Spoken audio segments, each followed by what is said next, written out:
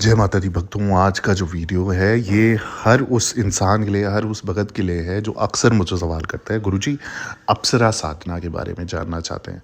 अपना काम, अपना तेज, अपनी उत्तेजना और जो है धन, ऐश्वर्य, वैभव, यश, कीर्ति और सुंदरता जो बढ़ाना चाहते हैं, अपनी आकर्षण शक्ति बढ़ाना चाहते हैं, तो कुछ खास अप्सराई साधनाओं के बारे में बताने जा रहा हूँ जो स्वर्गलोक में अप्सराएं रहती थी। मैं उन्हीं अप्सराओं की बात कर रहा हूँ और कैसे आप उनको अभिमंत्रित कर सकते हो, कैसे उन्हें जागृत कर सकते हो और कैसे आप धन, ऐश्वर्य, सुंदरता, आकर्षण, समस्त प्रकार की चीज़ें अपने हाथों में रख सकते हो और जब चाहो उनका प्रयोग कर सकते हो।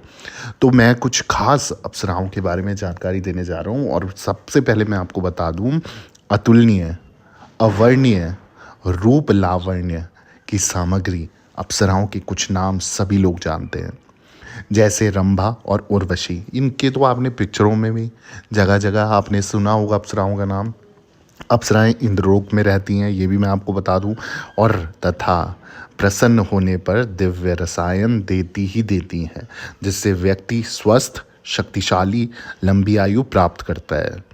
लोकों में भ्रमण करवाती हैं, राज्य प्रदान कराती है, सभी मनोकामनाएं पूर्ण करती हैं। भोग हो गया, ऐश्वर्य हो गया, वस्त्रालंकार हो गया प्रदान, ये सब चीज़ें प्रदान करती हैं और मित्र की भांति आपके साथ रहती हैं। अब मैं सबसे पहले तो आपको बता दूं कुछ मुख्य अप्सराओं के नाम। वैसे तो विस्तार से अगर आप इनके बारे में पढ़ोगे तो कई अप्सराओं के नाम आपके समक्ष आएंगे, पर मैं कुछ खास 8 अप्सराओं के नाम बताने जा रहा हूँ। सबसे पहले है शशि अप्सरा, फिर है तिलोत्तमा अप्सरा, तिली अप्सरा का नाम है कांचन माला अप्सरा, कुंडला हारिणी अप्सरा, रत्न माला अप्सरा, रंभा अप्सरा, उर्वशी अप्सरा और 8वीं और अंत में जो नाम है वो है भूषणी अप्सरा। अब लोगों के मन में सवाल आते हैं कि इनका मुख्य कार्य क्या होता था, मतलब अप्सराएं किस लिए होती थी। तो मैं आपको बता दूं, स्वर्गलोक में इनका मुख्य कार्य जो होता था वो था कि देवताओं का मनोरंजन करना होता था और ये देवताओं के जैसी ही शक्ति संपन्न होती थी, शाप व वरदान देने में सक्षम होती थी। मतलब अगर कोई इनके साथ अगर कुछ गलती से भी कुछ भी ऐसी अनहोनी हो जाए या कोई कुछ मतलब बदतमीज़ी कर दे तो ये श्राप देने में भी समय नहीं लगाती थी। और इनका श्राप भी ऐसा होता था ना कि उससे हर इंसान कुपित हो सकता था और उसको उसकी खामियाजा भुगतना पड़ता था। तो ऐसा नहीं है कि अप्सराओं सिर्फ मनोरंजन करने के लिए होती थी। अगर उन पर कोई कष्ट आए, विपदा आए, कोई संकट आए तो श्राप दे के वो उस इंसान का बहिष्कार भी कर सकती थी और उसे दंड भी दे सकती थी। और उसी प्रकार से अप्सरा पे ये भी शक्ति होती थी कि अगर वो किसी पे प्रसन्न हो जाए तो उसको वरदान भी दे सकती थी और उसके मनिच्छित फल भी पूर्ण कर सकती थी। अब अप्सराओं को प्रसन्न करने के लिए अक्सर जो लोग होते हैं या बच्चे होते हैं मुझसे पूछते हैं मंत्र बता दीजिए, कौन से मंत्र हैं जिनका हम जाप करके क्या हम पा सकते हैं और किस तरीके से करना है। तो मैं आपको बता दूं, जैसे मैंने 8 अप्सराओं के नाम बताए तो मैं डिटेलिंग पे तो नहीं जाऊँगा, पर छोटे छोटे वीडियो ज़्यादा लंबा हो जाता है तो अक्सर लोग बोलते हैं काफ़ी लंबा वीडियो खींच दिया आपने, काफ़ी लंबा वीडियो बना दिया। तो लोग ना लंबी वीडियो देखते नहीं, सुनते नहीं है, फिर ज्ञान भी अधूरा रहता है और चीज़ें उनको फिर सही तरीके से करनी भी नहीं आती हैं। तो इसलिए मैं हमेशा निवेदन करता हूँ सबसे कि अगर वीडियो आपका लंबा है तो उसका कारण है कि जब विधि विधान आपको समझना है तो अच्छे से समझिए, बिना स्किप करिए समझिए, ताकि आपको अच्छे से समझ आए और फिर उस विधान को कहीं पे नोटिस कर लीजिए, नोट कर लीजिए या वीडियो डाउनलोड कर लीजिए या सुन लीजिए अच्छे से 2-3 बार, उसको समझ लीजिए और उसके बाद उस विधि को करिए।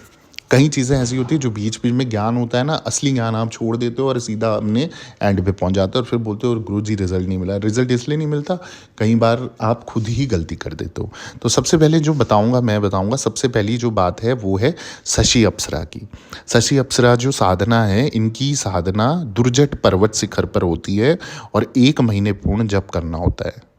ये दिव्य रसायन प्रदान करती है जिससे व्यक्ति में बली, निरोग व पूर्ण आयु प्राप्त होती है। ठीक है, तो मतलब लंबी आयु के लिए, स्वस्थ रहने के लिए आप शशि अप्सरा का जाप कर सकते हो, वो भी कहाँ पर, दुर्जट पर्वत शिखर पर। ठीक है, और 1 महीने तक कम से कम करना पड़ेगा। तो ये जो अप्सरा साधना है तो ये कोई ऐसे नहीं है कि हलवा नहीं कि मतलब झट से बनाया झट से खा लिया। ये ऐसी साधना है, इन पे भी आपको तप करना होता है। साधना उसे ही कहते हैं जिसमें आपको तप, जप, ये सब करना होता है और अच्छे से करना पड़ता है। उच्चारण आपका सही होना चाहिए। मंत्र आप स्क्रीन पर देख सकते हो, मंत्र आपके लिए लिख दिया है, इस मंत्र का आपको जाप करना है। अगला जो साधना है वो है तिलोत्तमा अप्सरा की। जो ये तिलोत्तमा अप्सरा है, इनकी जो साधना होती है वो पर्वत शिखर पर ही होती है और ये आपको क्या प्रदान करती है, ये राज्य प्रदान करती है। इनका मंत्र आपके लिए मैंने लिख दिया है और राजपाट अगर आपको चाहिए और किसी में सुपीरियर आप बनना चाहते हैं तो आपको तिलोत्तमा अप्सरा की साधना करनी चाहिए और इस मंत्र का आपको पर्वत शिखर पर बैठकर साधना करनी चाहिए। अगली जो साधना है वो है कांचन माला अप्सरा की। ये जो साधना है, ये साधना आपको नदी के किनारे यानी कि नदी के संगम पर बैठकर ये साधना करनी पड़ती है और जिसकी भी जो भी इच्छा है वो इच्छा कांचन माला अप्सरा आपकी पूर्ण करती है। यानी कि समस्त इच्छाओं के लिए आपको कांचन माला अप्सरा की साधना करनी चाहिए नदी के संगम पर। ये मंत्र आपको लिख के दे दिया है मैंने और इस मंत्र का आप जाप कर सकते हैं। अगली जो साधना है वो है कुंडला हारिणी अप्सरा की। धन और रसायन प्रदान करती है ये साधना ये भी पर्वत शिखर पर की जाती है और ये जो मंत्र है इसका आपको जाप करना है। समस्त साधनाएं हैं जिनकी कम से कम आपको 1 महीने तक इसका कंटिन्यू जप करना है और कंटिन्यू जप में आपको भोग प्रसाद रख के धूप दीप करके और इत्र वगैरह आपका प्रयोग होगा इसमें और इसके द्वारा आपको ये साधना करनी है। अब जो साधना है वो है रत्नमाला साधना। यानी कि रत्नमाला अप्सरा की जो साधना है ये सभी मनोकामनाएं पूर्ण करने के लिए आप इस साधना का प्रयोग कर सकते हैं और ये साधना जो है ये आप मंदिर में कर सकते हैं। यानी कि किसी भी पवित्र स्थान पर मंदिर पे बैठकर ये साधना की जा सकती है जिससे आपकी सभी मनोरथ पूर्ण आपके कर दी जाएंगी इस अप्सरा साधना के माध्यम से। ये इनका मंत्र है, इस मंत्र का आपको 1 महीने तक लगातार जाप करना है। अगली जो साधना है वो है रंभा साधना यानी कि रंभा अप्सरा की साधना।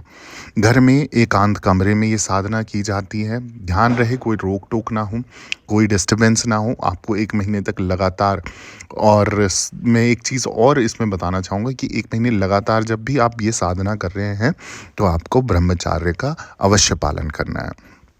आप चाहे गृहस्थ जीवन में हैं या जैसे भी आप रहते हैं तो आपको ब्रह्मचार्य का पालन करना होगा और उसके आधार पर 1 महीने तक आपको कहीं भी भ्रमित नहीं होना है और खंडन नहीं करना है किसी भी चीज़ का और अपने स्वभाव में धैर्य और धीरज रखना है, गुस्से को शांत रखना है और उसके बाद आपको इन मंत्रों का जाप करना है जिससे ये फलीभूत होगा। जल्दी से बात कर लेते हैं 7वीं साधना की। 7वीं साधना है आपकी उर्वशी अप्सरा की साधना।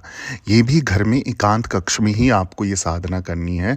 कोई भी आपकी इच्छा है जो पूरी तरीके से पूर्ण नहीं हो रही है या कोई भी आपकी मनोकामना है जो काफ़ी लंबे समय से रुकी हुई है, तो अगर आप ये उर्वशी अप्सरा की साधना कर लेते हैं, मैं आपको गारंटी दे रहा हूँ कि ये साधना करने से आपके सभी मनोरथ पूर्ण हो जाते हैं। पर आपको ध्यान रखना है, जो ये मंत्र आपको स्क्रीन पे दे रहा हूँ मैं, इस मंत्र का अच्छे से आपको उच्चारण करना है। गलत उच्चारण गलत फल भी दे सकता है और साधना के बीच में आपकी कई तरीके की परीक्षाएं हो सकती हैं। तो खासकर आपको अपने ब्रह्मचार्य में बिल्कुल भी उसको खंडित नहीं होने देना और ब्रह्मचार्य का पालन अवश्य करना है। जिस स्थान पे बताया गया उसी स्थान पे आपको हर एक साधना को करना है, नियम अनुसार करना है और बिल्कुल आपको उच्चारण आपने सही रखने हैं। धूप दीप नवेद फल फूल सभी चीज़ों का, ताज़ी चीज़ों का आपको प्रयोग करना है। हर दिन आपकी ये चीज़ें बदली जाएंगी और हर दिन नई चीज़ें प्रयोग की जाएंगी और साफ वस्त्र पहने जाएंगे। 1 दिन पहले आप धुल के रखें, उन वस्त्रों को धारण कर सकते हैं। और साथ ही साथ आपको अगर चित्र मिल जाता है किसी भी, जिस अप्सरा साधना का नाम मैंने बताया, उन अप्सरा का किसी का भी चित्र आप प्रिंट आउट निकाल के और आप इनका प्रयोग कर सकते हैं साधना के लिए। अब आ जाते हैं अगली साधना पे जो है भूषणी अप्सरा। जो भूषणी अप्सरा है इनके बारे में मैं आपको बता देता हूँ। कहीं भी एकांत में आप जाकर इसका जो है इनका साधना कर सकते हो और ये जो साधना है ये भोग और ऐश्वर्य प्रदान करती है। तो जीवन में अगर आपकी भोग की लालसा है, ऐश्वर्य की लालसा है, मतलब आपको जो ज़िंदगी में ऐशो आराम चाहिए और आपको अपनी लाइफस्टाइल बढ़ानी है, स्टैंडर्ड ऑफ लिविंग बढ़ाना है, अपना आकर्षण शक्ति बढ़ानी है, तो मैं आपको सिर्फ यही बोलूँगा कि आप भूषणी अप्सरा की साधना कर लीजिए। आपको वो सब कुछ मिल जाएगा जो आप लाइफ से चाहते हो। तो सही समय पे सही तरीके से सही विधान से अगर आप ये साधना करते हो तो आपको 100% जो आप चाह रहे हो वो आपको आशीर्वाद स्वरूप भूषणी अप्सरा से मिल जाएगा। मंत्र आपको स्क्रीन पे दे दिया, इस मंत्र का आपको सही उच्चारण करना है और उच्चारण के साथ साथ आपको पूजा पाठ 1 महीने तक नियमित करना है और नियमित तरीके से आपको ये जाप करना है। आप अप्सरा साधना के बारे में अगर आप इसको अच्छे से करते हैं तो अवश्य ही आपके वो मनोरथ पूर्ण हो जाएँगे जो काफ़ी लंबे समय से रुके हुए हैं। इसके अलावा अगर वीडियो आपको पसंद आया है, वीडियो को लाइक कर दें और चैनल अभी तक सब्सक्राइब नहीं करा है सब्सक्राइब कर दें, कमेंट में जय माता दी लिख दें और बाकी दरबार से बने रहें। सभी भक्तों को जय माता दी, जय माँ डाठ काली।